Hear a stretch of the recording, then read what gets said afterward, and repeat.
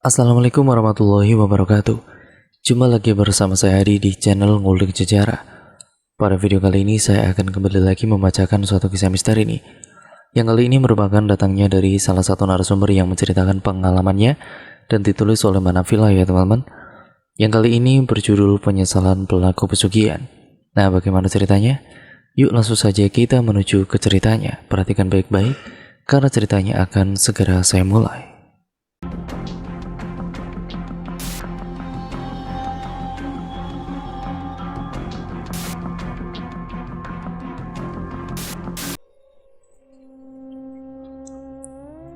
Hari ini Linda berniat untuk kembali meminjam uang kepada lintah darat yang terkenal di kampungnya. Rasanya tidak ada pilihan lain walaupun sebenarnya Linda tahu resikonya akan semakin besar. Belum lagi jika meminjam kepada orang tersebut, pengembalian bunganya bisa 2 kali lipat. Namun melihat kondisi suaminya yang terbaring lemas di rumah karena penyakit tumor yang diderita membuatnya tidak bisa mengabaikannya begitu saja. Uang mungkin besok dapat dicari lagi, tetapi nyawa suami lebih berharga dari apapun di dunia ini. Sesamanya di rumah besar milik Pak Karto, Linda bergegas membersihkan celana dan kaki yang terlihat kotor. Entah mengapa Linda merasa segan dengan orang tua yang satu ini. Apalagi melihat rumah mewah yang keluarganya tempati, membuat Linda minder setengah mati. Dengan tatapan sinisnya Pak Karto memandanginya. Matanya memicing seolah tahu apa niat yang sudah dibawa sejak tadi. "Kamu itu mau minjam berapa lagi ya? Bulan kemarin belum dibayar," tegasnya. "Anu Pak, saya mau pinjam 5 juta lagi untuk berobat suami saya. Nanti saya akan ganti dengan bunganya," ucapnya sambil menunduk. Pak Karto pun menjelaskan kepada Linda uang yang sekarang dan yang kemarin belum dibayarkan harus kembali dalam waktu 2 bulan. Jika tidak, ia tidak bisa menjamin apa yang akan terjadi pada keluarga Linda kelak. Linda pun kemudian menyanggupi permintaan Pak Karto. Dalam pikirannya saat itu, yang penting nyawa suaminya terselamatkan. Sebenarnya jika dipikir beban utang yang harus Linda tanggung semakin besar, seperti kemarin meminjam 1 juta karena sudah 5 bulan tidak dibayar, maka uang yang harus dibayar kepada Pak Karto menjadi 3,5 juta rupiah. Kalau ditambah dengan uang yang Linda pinjam sekarang, rasanya Linda sudah tidak tahu lagi harus membayar dengan apa. Dari rumah Pak Karto, Linda bergegas membawa suaminya pergi ke rumah sakit. Seminggu sebelumnya dokter puskesmas sudah pernah bilang seharusnya Rudi, suaminya Linda, mendapatkan perawatan intensif di rumah sakit besar karena penyakit tumor yang dideritanya tidak bisa sembuh jika hanya menjalani perawatan rumah. Apalagi peralatan medis di puskesmas tidak terlalu memadai. Mau tidak mau Linda harus mengeluarkan uang dalam jumlah besar jika mau melihat Rudi sembuh seperti semula. Setelah melunasi tagihan dari rumah sakit, Linda keluar menuju taman untuk menghilangkan rasa penatnya. Perlahan Linda membuka dompet dan menghitung lembaran uang yang tersisa.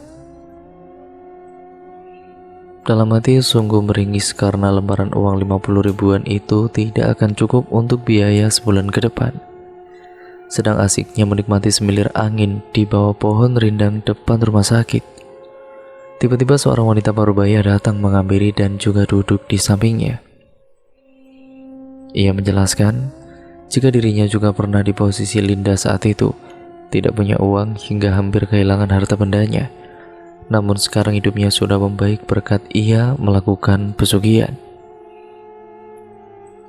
Sontak Linda menengok mencerna apa yang dikatakan wanita itu. Pasalnya, masih adakah orang yang percaya pesugihan di zaman sekarang? Namun di lubuk hati terdalam Linda juga penasaran, jika benar apa yang dia katakan, lantas bagaimana caranya? Ia pun kemudian memberikan selembar kertas yang tertulis alamat dan nomor telepon jika tertarik melakukan pesugihan itu. Untuk jaga-jaga, Linda ini menyimpan kertas itu di kantong baju sebelum akhirnya beranjak meninggalkan wanita tersebut. Hampir 1 bulan Linda berjaga di rumah sakit dan belum ada perubahan dari suaminya. Bahkan tagihan semakin membengkak dan belum lagi utang kepada Pak Karto yang harus dibayar dalam waktu dekat. Terlalu pusing memikirkan semua itu. Karena sudah tidak mempunyai penghasilan, Linda ini memutuskan untuk pergi ke alamat yang pernah ditulis oleh wanita parubaya itu untuk melakukan pesugihan. Setibanya di tempat tersebut, seolah sudah tahu apa yang sedang Linda pikirkan, pria tua dengan jenggot putih langsung menyambutnya dan memberitahukan persyaratan berupa tumbal nyawa hingga ritual pesugihan yang harus dilakukan di ruangan khusus. Saat itu jujur sekali Linda ini bingung karena tidak mau jika harus menumbalkan orang tersayang apalagi dirinya sendiri. Namun tiba-tiba saja terlintas siapa orang yang tepat untuk dijadikan tumbal pesugihannya. Malam harinya Linda ini langsung melakukan ritual dengan menabur bunga setaman di seluruh lantai kamar hingga menyalakan dupa dan menabur kemenyan di atas wadah yang sudah disediakan. Tidak beberapa lama kemudian terdengar suara gebrakan pintu dan hembusan angin. Saat itu juga tubuhnya seolah dimasuki oleh makhluk gaib, tapi dalam keadaan setengah sadar. Selanjutnya Linda ini meringik seperti kuda hingga menggetakkan kaki berulang-ulang kali ke lantai. Sesekali Linda berputar mengitari ruangan dengan posisi tangan menekuk. Kejadian tersebut berlangsung lama hingga keesokan paginya. Badannya dibuat nyeri dan sangat lemas. Namun apa yang dikatakan Simba terjadi. Tepat di atas wadah anyaman coklat sudah tergeletak tumpukan uang yang tidak tahu dari mana asalnya. Langsung saja saat itu Linda bergegas untuk membawa uang tersebut ke rumah sakit dan membayar keperluan yang semula tertunda. Namun betapa kagetnya saat warga kampung terlihat berkumpul membicarakan perihal kematian Pak Karto di rumahnya. Hingga saat itu Linda menyadari jika tumbal pesugihan ini memang jelas adanya. Selang beberapa lama, uang yang Linda dapatkan semakin lama bertambah banyak, hingga mampu untuk membeli 1 unit motor dan kemudian dia merenovasi rumahnya. Rudy juga perlahan mulai membaik dan minggu depan kata dokter sudah dibolehkan untuk pulang. Namun manusia itu tidak pernah merasakan puas dengan segala yang ia punya. Seperti Linda, ia belum puas atas kekayaan yang dimilikinya. Lantas ia mencari dukun lain untuk membantu dirinya agar menjadi orang kaya raya melalui ritual pesugihan. Dari kejauhan terlihat Mbah Lasmi yang jalan membungkuk membawa bunga setaman di keranjang anyaman bambu miliknya. Sosoknya dikenal masyarakat sebagai nenek penyendiri. Tidak ada yang tahu keberadaan keluarga Simbah. Yang warga tahu, Mbah Lasmi pintar dalam hal guna-guna. Seperti biasa jika sore hari menjelang maghrib, ia selalu terlihat datang dari arah pemakaman tua yang ada di desanya. Beberapa orang melihat Simbah hanya duduk menghadap makam tertua dan juga menaburkan bunga yang ia bawa. Tidak ada yang aneh, hanya saja kegiatan tersebut dilakukan berulang kali, bahkan menjadi suatu kebiasaan. Setiap warga yang menyapa Mbak Lasmi selalu diberikan tatapan sinis, hingga sampai sekarang tidak ada yang berani menyapa Mbak Lasmi. Bahkan, pernah saat Simbah terjatuh karena tubuhnya yang sudah rentah, ada seseorang yang berniat untuk membantunya. Namun Mbak Lasmi ini menolak dan mengarahkan tongkat yang ia bawa ke arah badan si pemuda. Sore itu Mbak Lasmi duduk di kursi tua depan rumahnya. Tatapan matanya terlihat kosong, tetapi mulutnya selalu bergerak seperti merapalkan suatu mantra atau doa-doa. Ia menyadari jika di hari itu akan ada seorang perempuan yang akan datang ke rumahnya. Saat langit sudah berganti warna dan mulai menampakkan keheningan, saat itu juga suara ketukan terdengar dari pintu kayu rumah Mbak Lasmi. Dilihatnya seorang perempuan dengan mata lesu, perut buncit, dan badannya yang kurus meninggalkan tulang. Perempuan tersebut adalah Linda yang datang ke rumah gubuk kecil milik Mbak Lasmi. Di dalam hanya ada penerangan berupa lampu minyak yang digantung di kedua sisi ruangan. Lantas, dia kemudian, yaitu Linda, duduk di depan meja panjang tempat Mbak Lasmi menjamu tamunya. "Mbah, saya kesini." Belum sempat menjelaskan maksud tujuannya, Simba lantas memotong omongan Linda. "Saya tahu, kamu kesini untuk mencari kekayaan. Apa kamu sudah bawa persyaratannya?" Ucap Mbak Lasmi sambil menaruh serbuk kemenyan di atas gerabah atau wadah kemenyan yang berisi arak. "Sudah, Mbah. Saya membawa tanah dari rumah saya." Selanjutnya Mbak Lasmi mulai untuk mengucapkan kata-kata yang tidak dimengerti apa artinya oleh orang awam. Ia kemudian berujar kepada Linda jika dia sudah melakukan perjanjian dengan bangsa jin. Sekarang, sudah waktunya ia bersedia untuk menerima segala risiko yang diberikan. Linda kemudian mengangguk tanda bahwa ia telah menyetujui segala persyaratan yang berlaku. Setelah itu, Mbak Lasmi kemudian menyerahkan sebuah jimat yang dibungkus dengan wadah kain berwarna hitam. Ia berpesan untuk menjaga dengan hati-hati dan jangan lupa setiap Selasa Wage keluarkan jimat tersebut dari dalam kain. Semenjak kejadian itu, Linda membuka usaha sembako di dekat rumahnya. Toko sembakonya pun laris manis. Pengunjung tidak henti-hentinya datang ke warung miliknya. Kehidupannya telah berubah total. 2 pesugihan dilakukan sekaligus.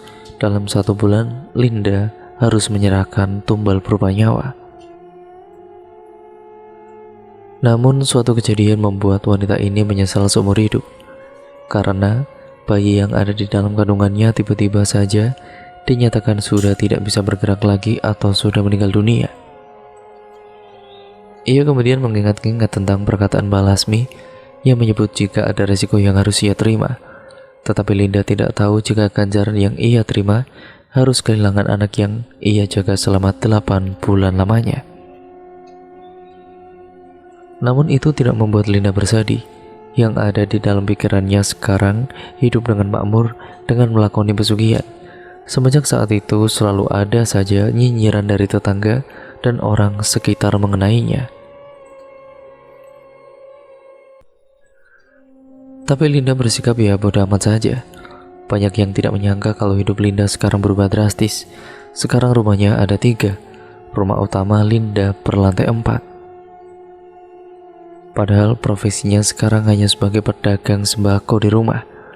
Namun Linda punya harta melimpah dan begitu banyak. Linda bahkan meminjamkan puluhan juta rupiah untuk banyak orang.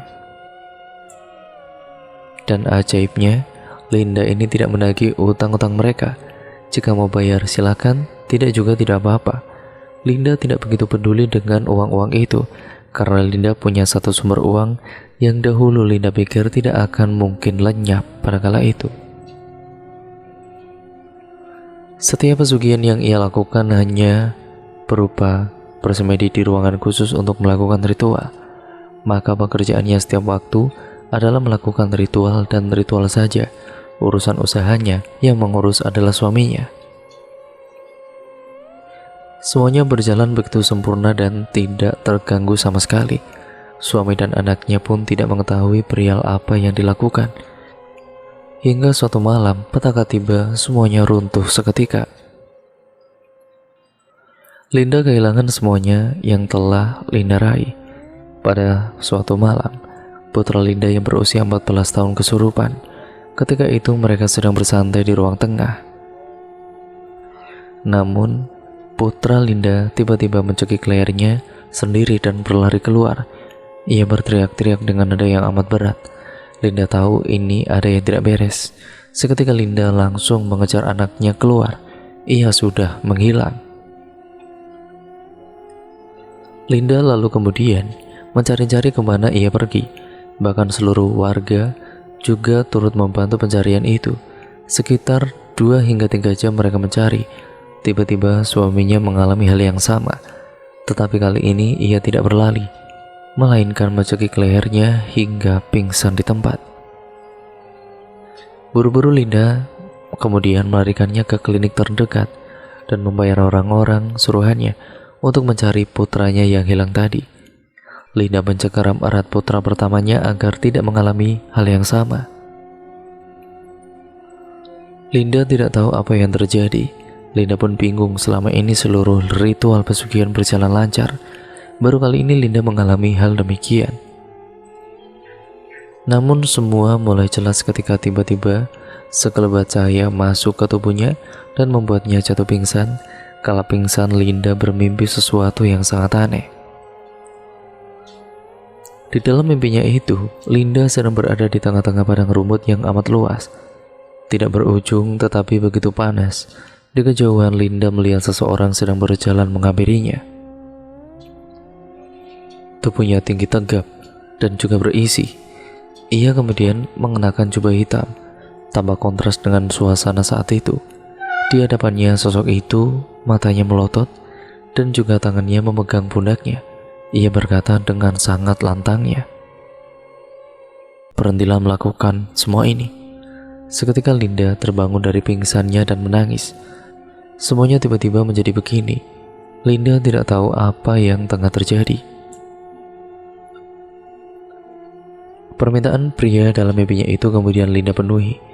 Tidak lama, 2 hingga 3 hari, suaminya sadar dan anaknya kembali pulang meski berwajah pucat. Namun anak dan suaminya hanya bertahan sampai 2 hari saja. Mereka semua meninggal dunia dengan sangat mengenaskan. Tangan yang mencekik lehernya sampai mata dan lidahnya menjulur keluar. Linda menangis hampir setiap hari. Warga sekitar marah kala mendengar pesugihan yang Linda lakukan. Mereka membakar seluruh asetnya dan mengusirnya dari kampung tersebut. Linda ini menjadi gelandangan selama hampir 1 tahun hingga akhirnya menemukan masjid yang ia diami saat ini. Lantas dengan tergopoh-gopoh, Linda menuju rumah Mbah Lasmi untuk meminta pertanggungjawaban. Ia benar-benar sangat marah saat itu hingga tidak tahu harus melampiaskan kepada siapa. Sesamanya di sana, Mbah Lasmi sudah duduk seperti sudah tahu akan ada yang Linda alami. Ataupun intinya Mbah Lasmi ini sudah tahu akan ada Linda yang datang. Dengan mata yang berkaca-kaca dan keadaan tubuh yang kacau, Linda kemudian meneriaki si Mbah Lasmi dengan sumpah serapah. "Balikan anak dan suamiku sekarang. Aku gak pernah meminta untuk menubalkan anak dan suamiku," teriaknya dengan isak tangis yang menyertai. Simba bangun dari kursi kayunya, berjalan ke dalam rumah dengan perlahan menggunakan tongkat di sebelah kanan. "Aku gak mau kaya raya kalau jadinya kayak gini." Nah, intinya seperti itu. "Apa yang harus aku lakukan sekarang?" ujarnya. Mbak Lasmi kemudian menengok ke arah Linda. "Orang yang minta pesugihan pocong butuh ijo sate gagak pun berkata yang sama kayak kamu, Duk. Gak ada yang bisa diperbuat lagi selain terima, karena sudah bersekutu dengan setan," tutupnya. Simba masuk ke dalam rumah dan merenung jika ia pun sudah seperti Linda, jiwanya sudah tidak miliknya lagi ataupun miliknya sendiri. Menurutnya, bisa saja ia membuat dirinya kaya, namun apalagi yang harus ia tumbalkan setelah sang suami yang makamnya selalu ia kunjungi setiap sore hari. Ia menyadari jika pesugihan yang dilakukannya selalu ada ganjaran yang harus dibayar. Itu alasan mengapa ia hidup sederhana di sebuah bangunan tua tidak terawat, karena ia tidak ingin menubalkan diri sendiri untuk dijadikan budak setan. Linda pun hanya bisa pasrah. Ia sudah tidak mempunyai apa-apa lagi. Ia sangat menyesali perbuatannya. Tidak hanya kehilangan harta bendanya, tapi juga keluarganya. Ia hanya bisa berharap semoga ada orang yang mau menolongnya.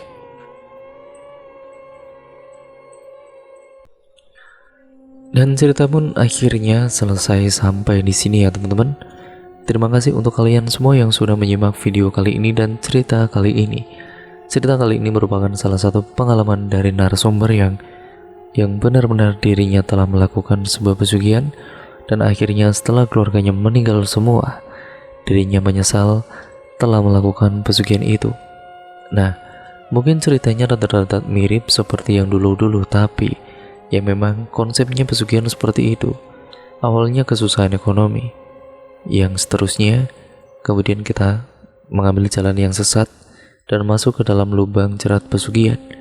Lalu kemudian setelah itu kita harus menumbalkan orang-orang yang kita sayangi, entah itu orang-orang dari keluarga sendiri ataupun mungkin juga dari orang lain. Nah, nantinya setelah itu kita akan dihadapkan oleh pilihan yang benar-benar sangat sulit. Dan itu ada dua pilihan. Yang pertama, kita akan terus melakukan pesugihan itu. Yang kedua, kita menyesal dan mendapatkan hidayah dari Allah SWT. Intinya konsep pesugihan akan seperti itu, yang akhirnya kita akan menjadi sengsara setelah mendapatkan suatu kebahagiaan yang dijanjikan oleh setan. Terima kasih ya teman-teman telah menyimak video kali ini. Kurang lebihnya mohon maaf. Jangan lupa untuk kalian like, komen, dan share video kali ini. Jangan lupa subscribe dan nyalakan tombol lonceng notifikasinya. Ambil pembelajaran yang baik dan buang jauh-jauh yang buruk. Jadikan semuanya sebagai pembelajaran untuk kita semua, agar kita menjadi manusia yang jauh lebih baik lagi ke depannya. Sekian dan terima kasih. Wassalamualaikum warahmatullahi wabarakatuh.